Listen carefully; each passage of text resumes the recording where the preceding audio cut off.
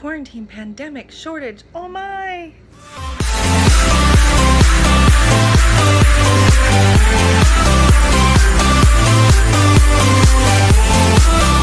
Alright guys, thanks for visiting my channel. You have come to Heatherish, my little corner. Please take a second to hit the like and subscribe button so you can get notifications for every time I put out a Surgery Talk Wednesday. In all seriousness, this is a video about pretty much 8 tips to try to help you get through this quarantine and come out stronger, whether you're a bariatric patient or not. So if you've gone to the grocery store lately, you will likely be met with this vision.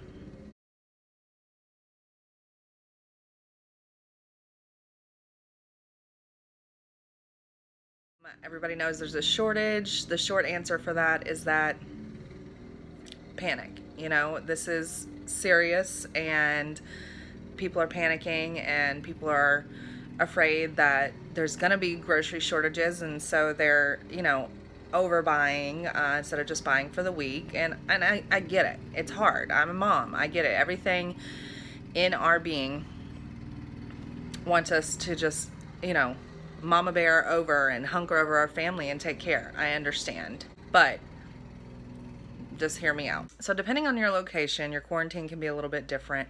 I am in North Carolina. Charlotte has a stay-at-home order in place. The county I'm in does not, but we are still obviously practicing social distancing and supposed to be just quarantining ourselves. I am abiding by that. So while we are all doing our own quarantine, I have got 8 tips that I hope will help you guys get through. So my first tip is to stick with a no school daily plan. I'm going to put a link to a free printable. That's an example of one that you are welcome to use down below. You know, you definitely want to keep structure for your family and for your kids. It's so easy to just let it go and be lost through it. So not only is this a good thing for you, this is good for your kids. It makes them feel like you still have structure. It keeps their sanity. Having structure like this just pretty much helps your kids feel like it's gonna be okay and we're all gonna get through this together. So my number 2 tip is don't drink too much alcohol during quarantine.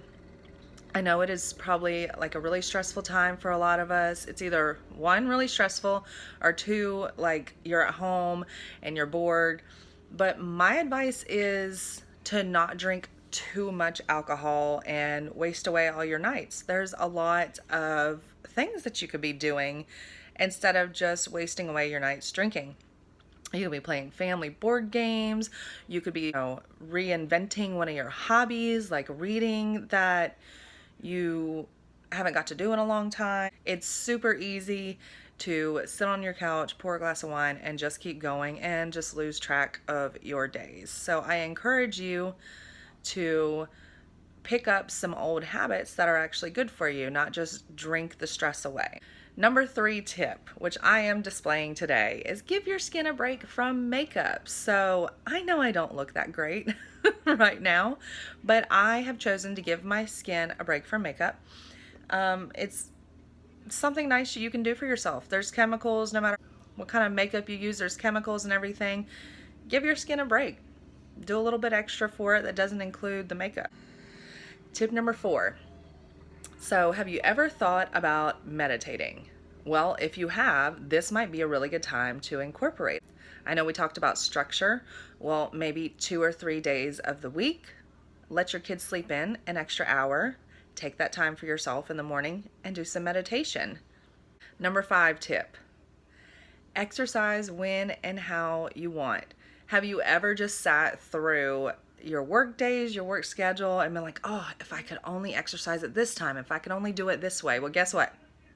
It's at home, but now you get to do your schedule however you want. So take advantage of that. Find the silver lining in this. Incorporate an exercise routine with your kids as part of the daily schedule, or incorporate it for yourself. There are so many ways to exercise at home. There's tons of free workouts that you can either Google or find on YouTube. So with this quarantine, there's actually so much freedom that you can find. And this is one of the ways. Number 6, and I know this is a hard one, but try not to panic about groceries. Our country is strong. We are going to get through this. The grocery stores are going to continue to have stock. You may not be able to get exactly what you want, exactly how you want, but concentrate on what you can get. Get creative with the groceries that are available. So try not to panic and realize that there may not be all of your exact choices for you or your kids available, but there are a lot of choices. Number 7 tip, play board games with your family. Maybe not even board games, just any kind of games that you have. Whip out some cards and play. We all spend so much time being disconnected as a family, and we are on our devices all the time.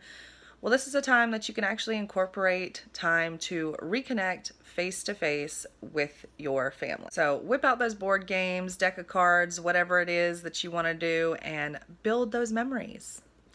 And the last tip, number 8, is to Skype or FaceTime friends or family. Now, I know I just said get off of your devices and build some memories, but I'm not talking about permanently. I'm talking about just fit it all in. Don't be all on your devices. Don't be all on board games. Do a little bit of everything. This is your chance to recreate your day exactly how you want. So take advantage of that. But it also is good to stay connected with family and friends. So I really do encourage you to Skype or FaceTime and just keep those social connections going. Or if you have elderly in your family and they don't quite know how to work the electronics, give them calls.